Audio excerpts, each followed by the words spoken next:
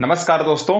कुछ साथी पूछ रहे थे कि सर नेट जेआरएफ के बारे में थोड़ा बताइए। तो बहुत सारे साथियों ने नाम सुना होगा कि नेट जेआरएफ होता है, लेकिन नेट जेआरएफ क्या होता है बहुत कम लोगों को पता है, क्योंकि नॉर्मली लोग एमए एमएससी एमकॉम करने के बाद पढ़ाई छोड़ देते हैं। इसके बारे में जानकारी बहुत कम होती है।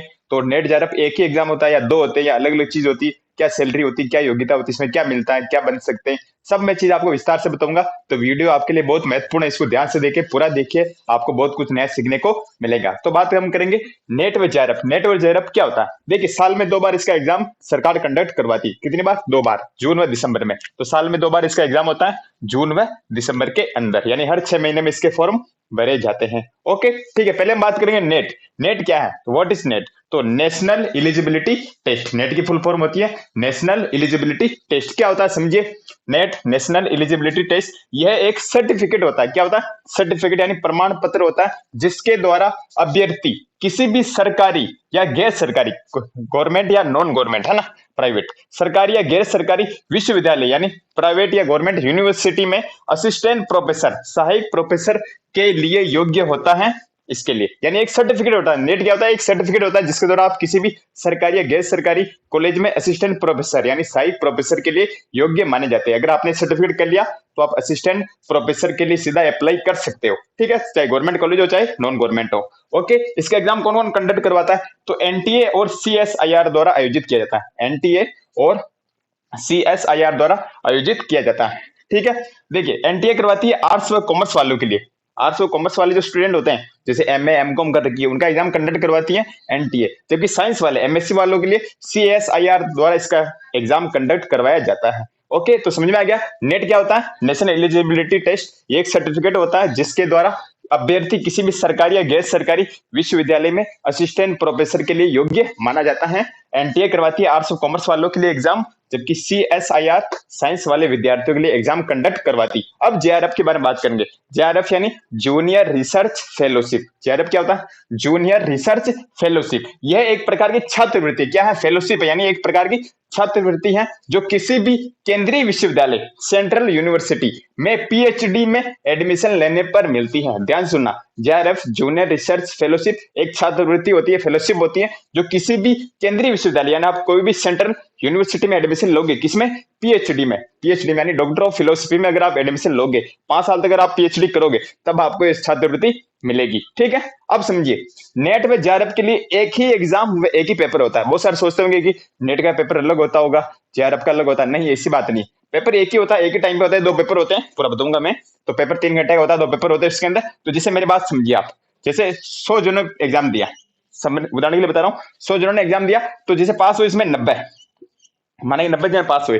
ठीक है, तो 90 में से जो टॉप 10 रहेंगे, हर बार अलग अलग रहता है आंकड़ा, तो टॉप 10 रहेंगे वो आएंगे जेआरएफ में। जबकि 90 पास है, सभी नेट क्वालिफाई है 90, तो लेकिन टॉप 10 जो आएंगे उनको मिलेगी जेआरएफ, छात्रवृत्ति मिलेगी। अगर वो किसी सेंट्रल यूनिवर्सिटी से पीएचडी करते हैं तो इन टॉप 10 को जेआरएफ मिलेगी। वरना 90 तो असिस्टेंट प्रोफेसर एलिजिबल है, ये 10वीं है, वैसे कोई दिक्कत नहीं। लेकिन 90 केवल नेट के लिए, उन्हें कोई स्कॉलरशिप नहीं दी जाएगी।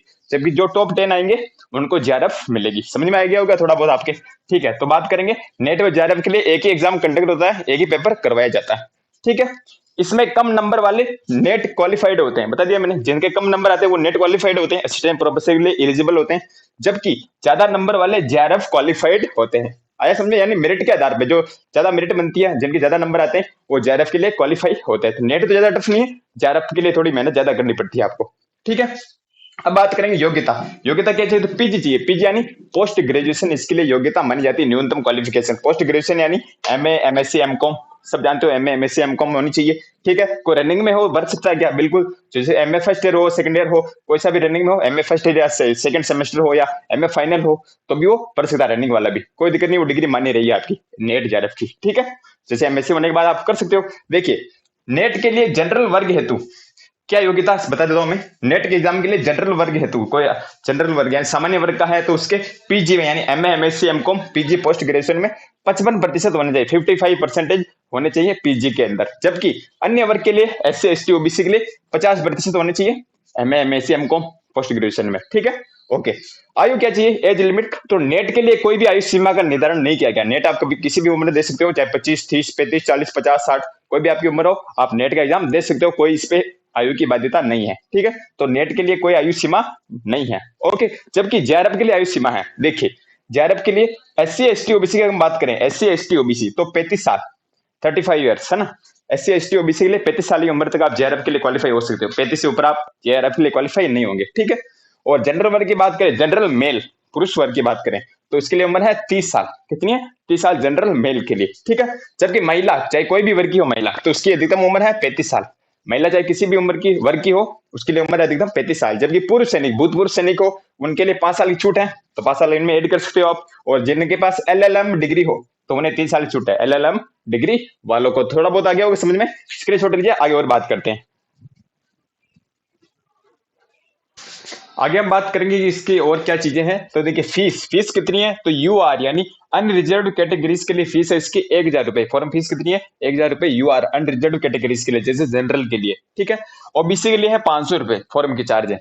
और S C S T PWD के लिए 250 रुपए इसकी फॉर्म की फीस है, ठीक है। तो फीस कितनी है यू आर के लिए 1,000 रुपए, ओबीसी 500 रुपए और S C S T PWD के लिए 250 रुपए, फीस ज्यादा नहीं है, ठीक है। साल में 2 बार एग्जाम होता है। ओके, एग्जाम पैटर्न क्या है, एग्जाम कैसे होता है, ऑनलाइन होता है ऑफलाइन। तो कंप्यूटर बेस्ड ऑनलाइन टेस्ट होता है, कंप्यूटर के अंदर होता है, ऑनलाइन टेस्ट होता है, 3 घंटे का पेपर होता है, ऑब्जेक्टिव क्वेश्चन इसमें आते हैं और no negative marking, negative marking इसमें बिल्कुल नहीं है, ठीक है। तो एग्जाम पैटर्न होता है नेट का, कंप्यूटर बेस्ड ऑनलाइन एग्जाम होता है, ऑब्जेक्टिव टाइप के क्वेश्चन आते हैं, 2 पेपर होते हैं, पेपर फर्स्ट और पेपर सेकंड।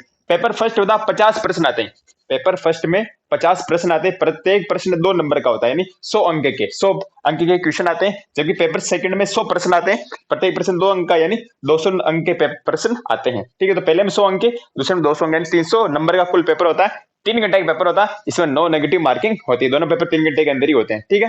तो पेपर फर्स्ट 50 प्रश्न आते हैं, दूसरे में 100 प्रश्न आते हैं और टोटल 300 नंबर के प्रश्न आते हैं। पहला पेपर सभी के लिए कॉमन आता है, चाहे आपकी सब्जेक्ट कोई भी हो, चाहे पॉलिटिकल साइंस हो, चाहे हिंदी हो, चाहे ज्योग्राफी हो, चाहे साइंस हो, चाहे मैथमेटिक्स हो, कोई भी सब्जेक्ट हो आपकी, कोई भी फिजिक्स केमिस्ट्री बायोलॉजी, तो पहला पेपर आपके कॉमन आएगा। कौन सी बुक पढ़नी है, अगर आपको वीडियो पसंद आए तो आप कमेंट कर देना, बुक के लिए मैं वीडियो अलग से बना दूंगा, ठीक है। तो पेपर फर्स्ट के लिए सबके लिए कॉमन आएगा। जबकि पेपर सेकंड सब्जेक्ट होगा, जो आपकी सब्जेक्ट होगी, जैसे हिंदी साहित्य हो, पॉलिटिकल साइंस हो, ज्योग्राफी, कोई भी आपकी सब्जेक्ट हो, वो सेकंड पेपर सब्जेक्ट का होगा, ठीक है। तो सब्जेक्ट आपकी इसमें मौजूद होनी चाहिए, ठीक है। ये हो गया। न्यूनतम क्वालिफिकेशन योग्यता कितनी, कितने प्रतिशत अंक तो चाहिए। तो जनरल के लिए 40% अंक चाहिए कम से कम, 40 से तो पास होने के लिए 40 तो चाहिए, ठीक है। और अन्य के लिए 35% अंक चाहिए, जैसे रेट में चाहिए 60%, उसी प्रकार नेट के अंदर जनरल के लिए मिनिमम है 40% और अन्य के लिए 35%, ठीक है। आगे होगा समझ में।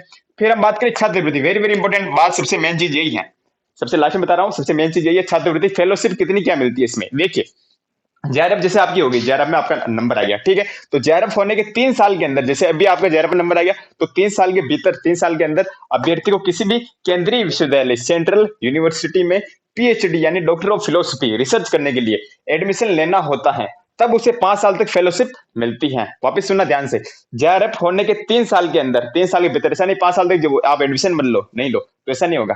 जेआरएफ होने के 3 साल के अंदर अभ्यर्थी को किसी भी केंद्रीय विश्वविद्यालय, सेंट्रल यूनिवर्सिटी में पीएचडी डॉक्टर ऑफ फिलोसफी यानी थीसिस करते हैं ना, रिसर्च में एडमिशन लेना होता है, तब उसे 5 साल तक फेलोशिप मिलती है। कितनी मिलती है 5 साल में, लगभग 25 लाख रुपए मिलते हैं। कितने मिलते हैं 25 लाख, गवर्नमेंट जॉब में नहीं मिलते इतने, बहुत ज्यादा सैलरी मिलती है इसमें। 3 साल तक जेआरएफ मिलती है, जूनियर रिसर्च फेलोशिप मिलती है शुरुआत के 3 साल, ठीक है। फिर 2 साल तक एसआरएफ मिलती है, यानी सीनियर रिसर्च फेलोशिप मिलती है, यानी शुरुआत के 3 साल आपको जेआरएफ मिलती है, मतलब महीने के 30 ऐसे हजार आप हजार मिलते हैं, रुपए मिलते हैं आपको, एक महीने के 30-35 हजार रुपए मिलते हैं 3 साल तक। फिर रुपए बढ़ जाते हैं, सैलरी बढ़ जाती है आपकी, और एसआरएफ मिलती है 2 साल तक आपको, यानी 40,000-42,000 रुपए एक मंथ के मिलते हैं। गवर्नमेंट जॉब में नहीं मिलते इतने मिलते, यानी लगभग 5 साल में 25 लाख रुपए मिलते हैं। कितने मिलते हैं 25 लाख रुपए मिलते हैं। बहुत सारी सुविधा इसमें आती है, ठीक है। तो छात्रवृत्ति मिलती है जेआरएफ होने के 3 साल के अंदर अभ्यर्थी को किसी भी केंद्रीय विश्वविद्यालय में एडमिशन लेना होगा, ठीक है। और पीएचडी में एडमिशन लेना होगा, तब उसे जाकर 5 साल तक फेलोशिप मिलती है। 5 साल में लगभग 25 लाख रुपए, शुरुआत के 3 साल जेआरएफ मिलती है, फिर 2 साल एसआरएफ मिलती है। ओके, ठीक है। और कुछ विशेषताएं बात करें तो नेट करने पर अभ्यर्थी को किसी भी केंद्रीय विश्वविद्यालय में एडमिशन के लिए कोई प्रवेश परीक्षा नहीं देनी पड़ती है। आपने नेट कर ली तो आप भारत के किसी भी केंद्रीय विश्वविद्यालय में एडमिशन लेना चाहो तो आपको उसके अलग से प्रवेश परीक्षा नहीं देनी पड़ेगी, केवल आपका वाइवा होगा, मौखिक आपका इंटरव्यू लिया जाएगा, इंटरव्यू के आधार पर आपका सिलेक्शन होगा, ओनली वाइवा होगा, ठीक है। फिर आप अभ्यर्थी रिसर्च कर सकता है, आप रिसर्च कर सकते हो किसी भी सब्जेक्ट पर, ठीक है। और पब्लिक सेक्टर में आप जॉब भी कर सकते हो, आप किसी विश्वविद्यालय में पढ़ा भी सकते हो। पब्लिक सेक्टर बहुत सारी जॉबें होती है, तो आप नेट डिग्री छोटी मोटी नहीं होता, सर्टिफिकेट नेट सर्टिफिकेट मान्य होता है, तो आप पब्लिक सेक्टर में जॉब भी कर सकते हो, ठीक है। तो बहुत सारे नेट जेआरएफ के बारे में मैंने चीजें बताने की आपको कोशिश की है। आपको कैसा लगा वीडियो आप जरूर कमेंट में बताना और ज्यादा से ज्यादा सभी को शेयर करना कि सभी को जानकारी प्राप्त हो सके नेट जेआरएफ वास्तव में है क्या। और अगर आपको वीडियो पसंद आई तो लाइक जरूर करना और बुक्स के बारे में अगर आपको जानकारी चाहिए तो आप कमेंट करना नीचे, मैं वीडियो और बना दूंगा। ठीक है, धन्यवाद।